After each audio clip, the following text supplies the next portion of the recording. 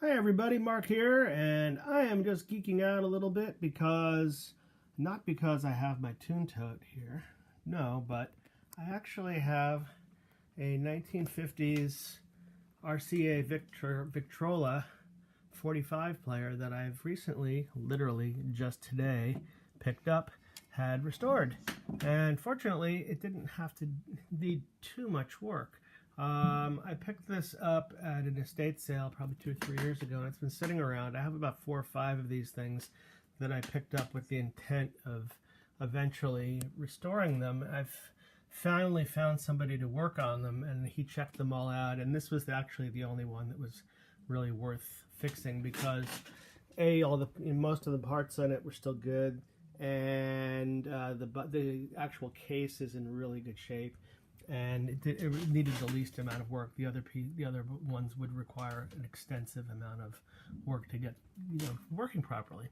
So anyway, I thought I'd give you guys a little demo of what this thing is like. So it's pretty neat.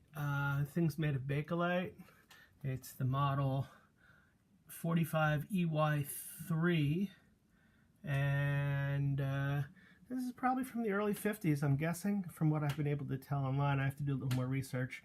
I have to get some polish. The fellow who worked on it gave me a brand of polish to get for this that'll work on Bakelite. This is made of Bakelite, which is kind of an early plastic kind of stuff. So I put a few different records in here, all more or less period pieces from the 50s and early 60s. Some doo-wop things, the big hit version of Stranded in the Jungle, early record by the Schoolboys, Shirley. This is Norman Granz production. Great people on here. I love the title on this. Old Spaniels doo-woppy type hit on VJ, and Little Bitty Pretty One on Aladdin Records. These are some vintage records, folks. And I got a special treat for you at the end. But anyway, so it takes a little while for this thing, for the tubes to warm up, so but here we go.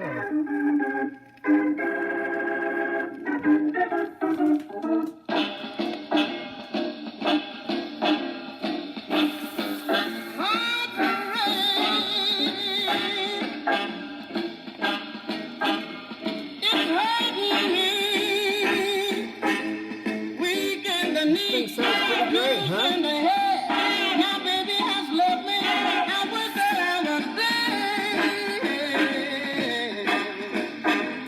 I'll show you how the mechanism works. Seems to work pretty seamlessly.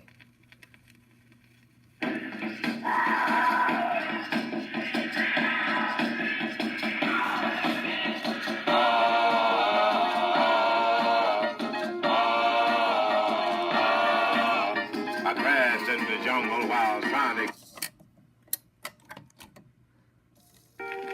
Doing a bunch of different styles here. This is sweet bear meat.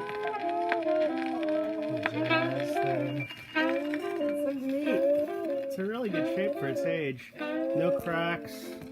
Has the handle still attached to it so you can carry it to your teen event, your teen party. And I put about 8 or 10 of these singles on here at a time.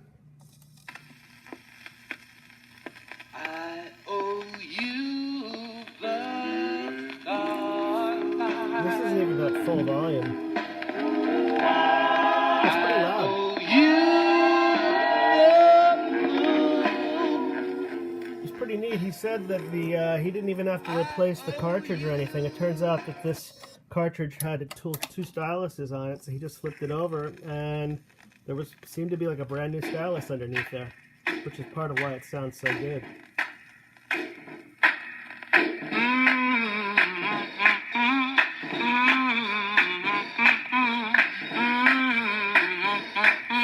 This is the original speaker. Nothing's been replaced. So pretty much the only thing that he fixed on this is oiled it up, and he put new capacitors in to get rid of the hum.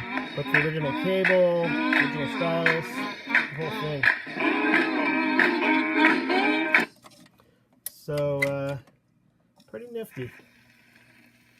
I'm just flipping forward on this to give you an idea. Every night, just about home.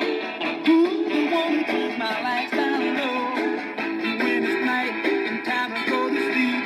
Who won't call my name so sweet? And some of these records sound really great on here because these records were mixed to play on things like this. So.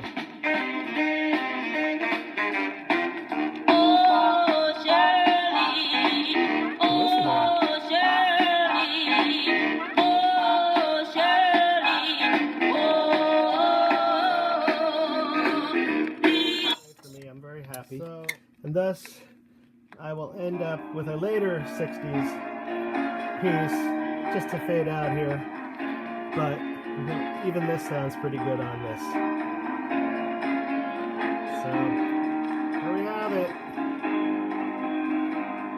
Happy day in record collecting land. Oh, happy day. Oh, happy day.